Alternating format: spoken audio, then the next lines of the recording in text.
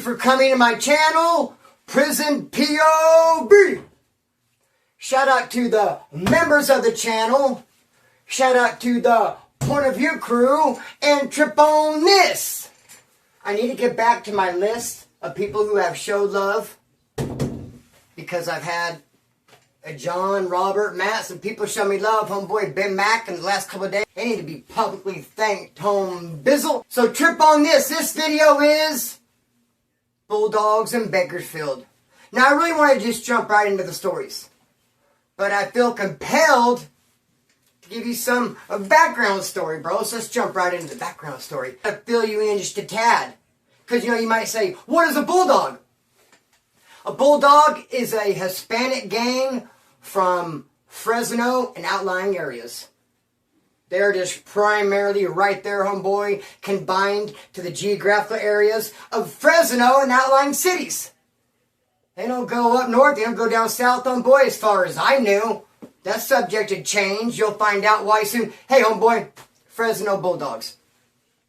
And now, they're actually a big part of my story, my prison story, because they are just so deep in Wasco Reception. In the woods, and the Bulldogs have had so many problems, so many political issues, ups and downs. I can make a whole video on it, but this is not that video. This is some Bulldogs in Bakersfield, homeboy. Hey, Fresno Bulldogs came to Bakersfield. They're a long way from home. Let's get it, let's go! I had this good friend of mine named Pee-wee, and I hated that nickname. Pee-wee? He wasn't even all that small of a guy. You think of a guy's name as Pee-wee, he's going to be small. Really small. I mean, small, call herself tiny. Really, like, Pee-wee, dude? But he loved that name, bro, because his grandpa gave it to him. If you're like, hey, I don't like that nickname, bro, my grandpa gave it to me. And I was like, I never had a grandpa, and now I'm glad I didn't, if that's the way they act. I mean, you go to grandma, grandpa's house for the weekend, grandpa's all, what's up, Pee-wee? Don't sound like love to me. Hey, I might be wrong. Boy. Hey, anyways, Trip on This. Pee-wee was my doggy dog, homeboy, good friend of mine. And we met on the farm in Kern County Jail. Didn't know each other. In barracks 7 together. Didn't even really talk until this incident happened, homeboy. And then we became great friends. What happened was he was on the phone, talking to his old lady, or whoever the physic, and he was smoking a cigarette. And there's tables right there by the phones. So he's on the phone, smoking a cigarette. I guess he has to use the restroom, so he goes and sets the phone down, sets a cigarette on the table, and gets up and walks away. And about that time, a cop comes walking in to the barracks. They like to do their little walkthroughs and all that stuff. So he comes walking up, this cop, and he sees a cigarette on the table, and he looks to me. I don't know why me. And he says, hey, is that your cigarette? Whose cigarette is that? He said. And I said, you writing a book? And he goes, yeah, I am. Took out his notepad like he was going to start writing down some names, giving out some write-ups. I said, well, make it a love story. Kiss my ass. Stupito. Oliverga. Bro, he didn't like that one bit. He turned 3 shades of red, snatched me up, hemmed me up, bro. Got some more of his cop buddies, and they grabbed me and drug me all the way to pretrial, using my head to open up every door on the way there. I didn't give a fizzuck. I like the cells. I prefer pretrial over these barracks on the farm anyhow. But when Pee-wee heard about the situation, bro, he felt bad. He thought it was maybe his fault that I got rolled up and sent to pretrial. His cigarette, his fault. He found out my court date, bro, and sent me a big old clavo, homeboy, at my court. I get on the court bus, and someone's like, Splinter here. I'm like, yeah, what's up? Whoop. Pee-wee sends his love. We end up connecting on the streets, bro, and becoming good friends. A good homie of mine, bro. One day he calls me up and says, Splinter, bro, come through, dude. You gotta have my back. This bulldog just disrespected me at the park, at the store, by my house. And I was like, what? A bulldog? I mean, how do you know he was a bulldog? Who told you? Your eyes or your ears? I mean, what sense are you using to pick this vibe up? Your common sense, homeboy? I mean, like, how do you even know? He's a bulldog. He's a long way from home. He's like, bro, He had the Bulldog hat. I mean, he told me verbally, threw some gang signs at me, disrespected, dude.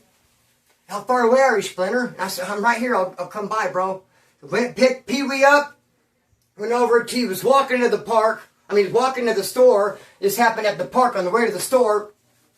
So we went there, dude. Whoop, whoop, driving around. And sure enough, there is that Bulldog, dude. Just like he said, Bulldog hat, all the colors, some tattoos. And you could tell he had a chip on his shoulder. He's walking around. He was ready. He was like, who wants it? Bro, he wanted all the bedlam, homeboy. He wanted the smoke. Hey, so park the car. Me and Pee-wee get up. Like, what's up? I was going to let Pee-wee catch a head-up fade. Of course, if Pee-wee start losing, I'd jump in. You know damn well I would. But it was not going to start off with a 2-on-1. Pee-wee squared up with the dude. Before you know it, bro, 3, 4, maybe even 5 other Bulldogs jump out of this car. They might have even been 2 carloads deep, bro. Jumped out and pushed up on us. Hey, in hindsight, I mean, it seems obvious, I guess, that they left Fresno to come down here to start some shit. And they found the wrong one, or the right one, however you look at it. Found Pee-wee, homeboy. He was down to get him up, dog. But hey, we don't know about the whole carload of people. It's on the cracking. They get out and they rush us. And we end up getting jumped, get our ass beat by 4 or 5 Bulldogs in Bakersfield. What a trip. I would have never, if you would have told me that morning I woke up, you're getting jumped by some Bulldogs this afternoon, I'd told them they're liar, dog.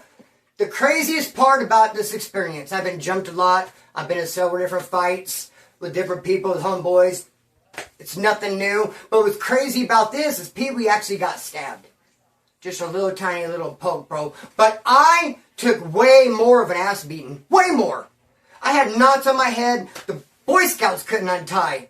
Dude, I was lumped up. My lip was split. I was walking with a limp, homeboy. And dude, allbad.com. But he said that since he had a little stab in his leg, that he got shit in his stick. The worst issue. He took the worst hit, bro. He actually got poked. Dude, that poke is nothing. It looks like a ingrown hair. If I take a picture of it and show it to you guys, like, hey man, what is this? I shook it like it's a Polaroid, huh? That's what you're doing, Splinter. Can't you just use your phone? Bro, if I showed you this injury, there's no way in the world you'd say he got poked.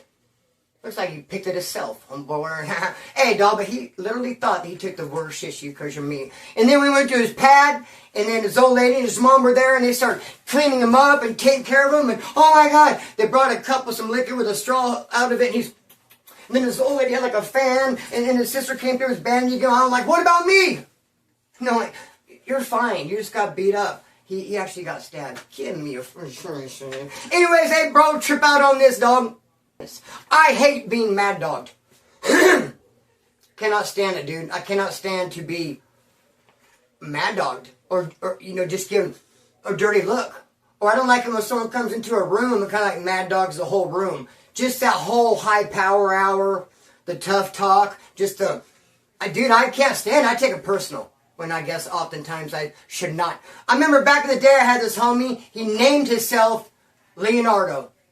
Because he said he thought he looked like Leonardo DiCaprio. I'm like, I can't co-sign that, bro.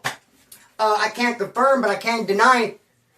Hey, dude, he straight up thought he looked like Leonardo DiCaprio. Called himself Leonardo. And one day he tells me on the yard, Splinter, I'm going to go fight this dude. I'm going to fight this guy right now. Come with me. And I said, who? Because I don't know his name. I don't know nothing about him. All I know is he always walks by and eyebrows me. I go, eyebrows? He like pulls his eyebrow hair out, like sprinkles them over your head. What do you mean eyebrows? You like, I can't even lift my one eyebrow. Does do the rock like, eyebrows you? What? No, bro, he gives me dirty looks. He mad dogs me. He'll be walking by and just shoot the freaking eyebrow at me. Leonardo wanted to fight this dude for eyebrowing him. So we go find the guy. Leonardo calls him out. They go fight, and dude whips his ass. Leonardo got his ass handed to him, a big old lump on his head. And I said, you feel better? And he's like, yeah, actually I do. At the time, I thought that was stupid, bro. Moving forward, years ahead in the future, I knew exactly what he meant. It ain't no fun to get eyebrowed. You don't want a dirty look. So I was hanging out at my homegirl Glenda's house. Love her life. She's like a 70-year-old heroin connection. Dude, one time I go over there and she's covered with money. And passed out. I mean, covered with money. All over her, dude, from rooter to tutor, homeboy, head to toe. I'm exaggerating a tad, brother. Covered with money. I did try to shake her and wake her a little bit. what happened, dude? She was checked out. You could tell when someone's really asleep and checked out when their face muscles are just like all limp. Like your face is even sagging, dude. Your face muscles even checked out. What in the physic? You were out, man. Do I need to do CPR? I put my ear up to her nose. Okay, she's breathing. Dude, I gathered all the money, put it together and hid it, except $40. Because that's when they still had gambling opportunities in Bakersfield. Dude, that sounded like a run-on sentence. Gambling opportunity in Bakersfield. I made it sound like one word. That's when they had gambling opportunity in Bakersfield. Other people refer to them as casinos. What? I was just talking about good homeboy Robert right now about casinos. I usually don't partake. Hey, but you know, when I find a puddle of money on Glenna and I can hide it and you take $40 for my trouble, why not go put it into a slot machine, bro? Plus, I was hot. I was confident I was going to double my money or her money, whoever money it was. Did I go to this casino for the gambling opportunity? Homeboy, put the $40 in, win $120. I come back, dude, and Glenna's all in a panic and an uproar. Keep in mind, I've known her for years. I've done a bunch of favors for her. I've been there when no one else has. And I come walking in, and she's in an uproar, and other people in her house are on tripping. There he is! Splinter! Everybody told me that I was passed out of my room. You know, I fell asleep counting my money. Oh, is that what that was? I thought a money bomb went off. So fell asleep counting your money. Is that what that was? And you came in and left, and then there was no money to be had. I was like, Glenna, because I'm actually a friend. The rest of these people here are just leeches. I gathered your money and I hid it for you. Here, you're welcome. So she counts. She's like, well, I'm missing $40. I was like, I forgot to tell you. I kept $40 for my trouble. I went and gambled and I won. Look, I got $120 off the 40. I go, here's your 40 back plus another 20. You're up 20 and I'm up 60. And she's just like, she wanted to be mad. She even had people in her ear like, nah, Glenna, that ain't right. And I'm, what ain't right about it? What ain't right about it? Hey, I don't feel like she had any reason at all to be mad. She's up $20. What are you talking about? So, hey, dude, I'm at Glenna's house. This chick comes over, really, but she brings her boyfriend with her. I've seen the chick before. I've never seen the dude. He comes in. He's just mad dogging the whole place, bro. Standing there. And I take it for a while. Like, I don't, you know, I get aggravated by it. I look around. No one else seems to notice. I look at him again. He's still doing it. I kill some time, I'm not trying, and I look again, and finally I'm just like, hey, what the fuck, fool? Glenna's like, no, his girlfriends are like, no, I'm like, hey, dude, don't come walking in here and just freaking mad dog, get everyone a dirty look. If you have something you want to get off your chest, like, what's up? And he's just still not saying nothing, giving a dirty look, and it's all he's like, ah, and Glenna's like, Splinter, Glenna says, Splinter, go to my room, I'm doing business with these people, don't treat my company like that. I was like, shh, don't treat your company like that. How about your company not treat your friends like that? Anyway, I go to her room. They do business. A couple days later, the chick comes over without her boyfriend. And she's like, yeah, you better be careful. I was like, for what? Am I supposed to be scared of that freaking neck? She's like, nah, you don't understand. He's a hardcore gangbanger. He's 2'5". I go, PC then? Or straight out, he's PC. He's SMY. And she goes, no, he's not. He's 2'5". I go, that's a PC gang. But no way am I going to sit and try to talk prison politics with this chick who's not even been in county jail. It's like trying to talk about the Bible with a Mormon. You're not going to get far, dude. How can I explain to her? No, 2'5" is actually P. Dude, she don't get it. She just sees her boyfriend, thinks he's some high-power, hardcore gang member. He tells her I'm 2'5", and she's assuming this is some GP high-powered gang. I don't know what she's running with in her head, dog, but I couldn't convince her he was a lame. She tried to tell me what a gangster he is. That's like when next time he comes over, I'm beating his ass. Hey, Glenna, sorry. She was not here. Bro, a couple of days later, kicking back at Glenna's house, their car pulls up and they come walking in. Glenna said I could whip his ass, not here. I want a piece of this dude. One, I don't like a Stilo coming in mad dogging. I don't like the way his girlfriend bragged about him and said he was some kind of high-powered gangster. And I don't like 2'5", bro. I like PC's home bizzle. So I meet him out in the parking lot. And I tell dude, what's up, man? Let's go across the street. There's a store. Behind the store, there's a field. Let's get him up. You think you can come inside the house and disrespect everybody with their dirty looks? I don't like to be eyebrowed, in the words of Leonardo. Let's go across the street. And to my surprise, bro, he just walked right over there. I actually thought there'd be a little bit of a little bit of some hesitation. But he's like, all right. We go there. Do we start chucking them? And there's a lot of people at the store, kind of like a crowd gathered. And I don't think I'm a badass by any means. And I'm not. I do know how to fight, have a little bit of training. I mean, I'm not going to come in and just be I'm smart enough when I fight to do some offense, to defense, to weigh out my options, I'm thinking. I'm not. So I kind of know what I'm doing a little bit. Hey, dude, if you even know how to fight a little bit and you come up against the people, you'll do great. Because most of the people either, or just try to throw haymakers, just knock people out.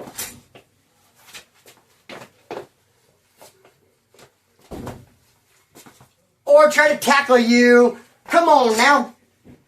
Hey, bro. But the last fight, let me just say this real quick. The last fight, where I got my ass whipped a year ago at work. Remember that whole situation? Some of you guys knew, you don't remember. Dude, got in a fight with my drunk coworker. Whipped my ass. And the reason being is, A, he cheap shotted me. Tackled me from the side enough to break my finger and put a big old dent in this car that we fell up against. But then after he cheap shotted me and rushed me from the side and tackled me into this car, dude, he pulled my shirt over my head. And freaking unloaded a can of whip ass. What can you do with your shirt pulled over your head?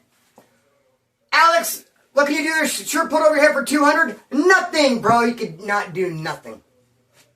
Whoop. And he was taking his time and just like, oh, boom. And he was even talking some shit. I couldn't hear exactly what he was saying.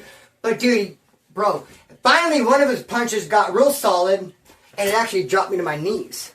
Which was a good thing because I was able to jump up from that sitting knee position. My head popped back through my shirt and I was just like, yeah! We got busy. Then I started doing this. Bro, I used to see people fight and take their shirt off. And I was like, what is this? Are you trying to show off your tattoos? Are you trying to show off your muscles? Are you trying to show off your pierced nipples? What's up with the shirt thing? Now I know why. Dude, henceforth, every fight I get into, bro, that shirt is coming off, dog. Be that as it may. So, we go over there in this field. A crowd is gathering. Dude, and I'm not ashamed to admit it all. This guy starts actually getting the upper hand in the fight. This 2'5" guy. Dude, and I didn't think it happened. I mean, I felt like I was bigger than him. That don't always matter. I was a couple inches taller. He's kind of like skinny. And maybe I'm thinking in my head, oh, PCSMY, that equals puss. I mean, if you're going to roll it up and bounce off the yard and go to a sensitive needs, you must have no heart or weak. I guess that's not always true. I guess you could actually have some tough guys in protected cussing SMY. Who would have thunk? Dude, this dude is actually kind of putting some tips on me. Where are you at? Now, let me just pause right there to tell the rest of the story. I have to introduce another character. I have to introduce a Bulldog. Because back in the day, I met this Paisa. I was buying dimes off him. His runner was this big-ass, buff, huge Bulldog. Tattoos all over his face and neck and head. Every tattoo was a Bulldog. He even had the collar tattooed around his neck. He was just a big, buff-ass, crazy motherfucker, dog. And he was this Paisa's runner. You'd call the Paisa and say, hey, I want 2 dimes, I'm over here. And that dude come pulling up. And his name was Indio. He showed me love, bro. He was cool. A couple times he even gave me rides. A couple times gave me fronts. Gave me double ups. I mean, it was a pretty cool dude for being a Bulldog. Like I said, Wasco Reception, when I'm doing time, the Woods and Bulldogs have had lots of problems, homeboy. I can't think of, well, I don't want to go there with it. But dude, lots of problems. To the point where when you see one, you instantly consider it an op, for lack of a better word. I don't like using that word. It's like, I like the old school word. You're an enemy. But that's a little bit too strong. But you see this dude, and you're like, I've fought with your people so much. Like, I guess me and you gotta fight. But hell no, he's dropping me off a dime. I'm like, thank you, Indio. I appreciate it. I like that freaking Bulldog tattoo right there. It's pretty cool. Is that color? Is that done from a shotgun? That's pretty cool. So, I mean, bro, we were cool. We're on first name basis. He called me Splinter. I called him Indio. So I'm losing this fight with this 2'5" guy. And then someone steps out from the crowd and just, boom, hits him in his head. And he goes flying. He's knocked out. The 2'5". And immediately I thought, bro, I didn't see who did it, but I got mad. I thought, I don't need you. Who did that? I didn't need you. I would rather lose a fight than lose a fight or be losing a fight and have someone come to my rescue. I mean, if I'm losing, unless it's one of my homeboys, but I don't want someone from the crowd to be like, I got him for you, dog. He was really working your ass. And I'm like, whew, thank you. Man, I needed that. No, just let me go ahead and get beat. I mean, if I'm on the ground getting stomped out, no. But we were still toe-to-toe chucking him. I didn't need you. Dude stepped in and just, boom, rocked him. Knocked that dude a ways, and he's out, he's snoring on the ground, and his girlfriend's over there, oh my God, catering to him, and I look and I go, Indio? It was a dude who used to bring me dimes, that Bulldog dude. What in the physic? And then next story's the same way, a blast from the past, not seeing a dude for a long ass time, crazy. That's happened to me at Grip. Indio? And he says, you know me? I go, yeah, I know you, I used to get dimes. I was like, oh, we don't know each other? And he's like, nah. I was like, well, then what just happened? We just shared a moment. I mean, you stepped in and just knocked some fool I was fighting. I thought you're like, oh, that's the homie Splinter. I used to sell dimes to this dude. Oh, hell no. Boom. That wasn't the case. What is the case? I was like, I thought we just shared a moment, bro. No moment at all. He goes, nah, fuck that dude. And just walked off. So apparently you can just draw the conclusion that Indio's dealt with this dude in the past, and you know what, to quote him, fuck that dude. Didn't like him, dude. Just, boom. Sent him flying. Hey, thank you, Indio. When I was doing my first term, there was Bulldogs with us in Central Valley MCCF. That's before they got the big, huge green light on them. Back then, it was kind of like cool to kick with them, a program with them. And I used to play pinochle with this dude, Indio, every night. Him and his pinochle partner. They were both Bulldogs. Me and Matt from Orange County played them, bro. And I was getting ready to go home, and we'd gamble. And I needed dress outs. And I'd hit my mom up, I'd dress out, you gotta send me home clothes to wear home. Dress outs. If your family does not send you clothes to wear home, then you wear home your workout clothes, some gray sweats, some old punk ass state issue shit. Nah, dog. I wanna wear regular cool clothes. I'm done wearing state shit. I'm done wearing these dirty ass workout sweats, bro. I wanna wear some clothes home. Brother, hey dude, one time I'm paroling, and my homeboy Eric, I've known him since kindergarten. Known this dude a long ass time. I'm getting out of prison. I've been down 2 years. I'm in contact with Eric. He's like, want me to send you some dress outs? I go, yeah, dog, I appreciate it. He sent me a brand new shirt, a brand new pair of shorts, a belt, brand new underwear, brand new shoes, but an old funky pair of shot out pair of socks. To where when the cop opened the box up, he's like, yuck! Your people sent you some old ass socks. Want me to throw them away? And you can either wear no socks or just we'll give you a pair. Dude, this room is hot, bro. This room is hot and haunted. I don't know why this room is so hot. Hot schmott. Hey, bro. Eric, send me some old dirty ass socks, dude. Anyway, Indio, man. We're gambling for pinochle. My mom is slow playing my dress outs. I'm like, I guess I have to parole some old dirty ass gray workout sweats. But dude, I want a pair of brand new Levi's off Indio playing pinochle. I was so freaking happy. The homeboy Rick Cook, the older homeboy, even tapered them for me. I mean, as far as length, they're a little long. Hemmed them, I mean. And not tapered them, he pegged them. They're all skin tight. Look like they're painted on. I hit the streets, homeboy, in my skin tight pants. No, hemmed them, dog. Hemmed them, not tapered them. Bro, I love those pants. I hit the street. One night I got on a run. I wanted to steal batteries. I got something in my head. I'm like, I'm going to steal batteries all night long. I broke into cars and stole batteries. I know dick, huh? Next day, people went to go to work. What seems to be going on? Battery gone. Dude, I took batteries off of ice cream trucks, out of cars, out of boats, out of trailers. I had like 10, 15, 85 batteries. 3. Okay, I had 3. No, I'm the real, bro. I probably had 10 batteries in the back of my trunk from stealing them all night. But then the next morning, my pants were shredded from all the battery stuff getting on them. Holes all over from the battery acid, the pants I won from Indio. I was so freaking butthurt, homeboy. I miss those pants, dog. Now trip on this. Let's get one little more story in there. Let's do it. Let's go. I like to do 3 stories, dog. Where you at? Back in the day, I went to Set Free Ministries. Shout out to Breeze. He's involved with Set Free Ministries. Dude, what is Set Free? It is a Christian ministry that caters to convicts, ex-gangbangers, ex-drug addicts. Because a lot of times when convicts, gangbangers, and ex-drug addicts clean up, and they find the Lord and they go to church, they don't want to go to First Avenue Baptist, where the preacher's wearing a 3-piece suit and everyone has had their shit together since birth. No, they want to be around their tribe, like-minded people. So, dude, if you're an ex-convict, ex-gangbanger, ex-drug addict trying to find the Lord, dude, Set Free's for you. You want to be around some like-minded people, bro. Hey, so I went to Set Free. They have a lot of men's homes. I went to a men's home in Bakersfield. Bro, you go there and it's beans, rice, and Jesus Christ. Homeboy, church every day. Prayer 3 times a day. And what's for breakfast? Beans and rice. Lunch, Beans and rice. Dinner, let me guess. Beans and rice, homeboy. Gobble, gobble. Beans, rice, and Jesus Christ all day long, homeboy. Now, there was a dude there who was in charge of us at the men's home, and he was just like us, though. He himself was on the streets. He wanted to get off drugs, get away from the gangs. He came to set free men's home. But he'd been there so long, and he'd earned so much trust with them, that they put him like in a leadership position. He was like in charge of us. But he forgot where he came from, bro. He forgot that he was just like us, dude. I don't know what he thought. But, I mean, he enjoyed his job way too much. He enjoyed being leadership and, like, overlord and housemaster. Whatever he was, dude, he enjoyed it way too much. In fact, the reason why I left Set Free is because after 10 days, you're supposed to get a phone call. So after 10 days, I went to go use the phone, and Pete's like, no! You know, it's only been 9 hours. You know, it's been 23 hours and 55 minutes. Has it been, or whatever the case I'm trying to say. Okay, 10 days, I can't do that in hours. It's been 9 days, 23 hours, and 55 minutes. You can't use the phone just yet. And I'm like, what a prick, dude. I just couldn't stand this dude the way he was. I ended up leaving. Pete was a prick. Pete had Bulldog blasted on his stomach. Big as Fizzuck, dog. Old English, huge, colored in Bulldog on Pete's stomach. Now, we were not allowed to walk to the store.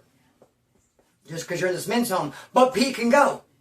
And so if you wanted a soda or some chips or whatever the case, you give your money to Pete. He walks to the store. It's a block or two away. And he will walk down there with no shirt. And people are all, dude, Pete, you got to cover up that Bulldog, bro. I mean, we're East California Avenue. I mean, we're in Gangbanger Central. Someone's going to pull over and just hand you your ass.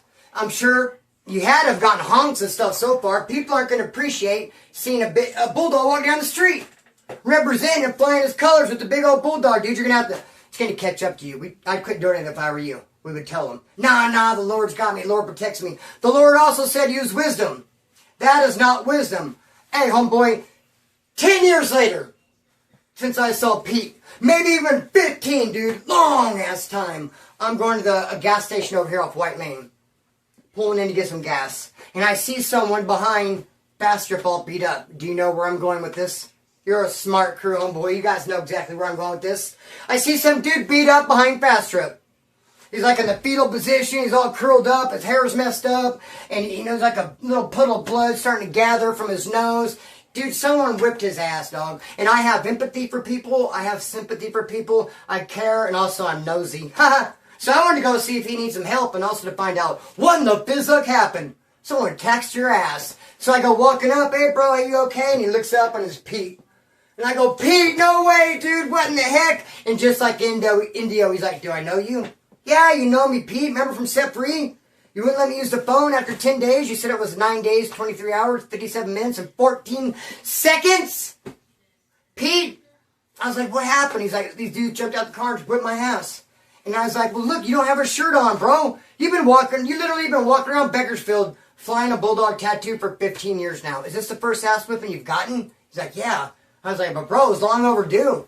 You knew it was going to catch up to you, bro. Eventually someone's going to see that Bulldog tattoo and not be so happy. Anyway, bro, Pete got up. You know, he went in faster and got some cloth and wiped himself off. He said, can I get a ride? I said, yeah, I'll give you a ride. Fool went and got himself a beer. Bought it. No judgment. I mean, last I knew, you were in a men's home. You were sober. You're doing great. A stickler for the rules. Looks like you fell off. Maybe that's why you got beat up. The Lord withdrew his protection. You're having a little bit too much swiggerooski. Hey, homeboy, no judgment. Shout out to Pete, bro. You know what I mean? And right here, I'm going to cut the string and let it fly. Peace.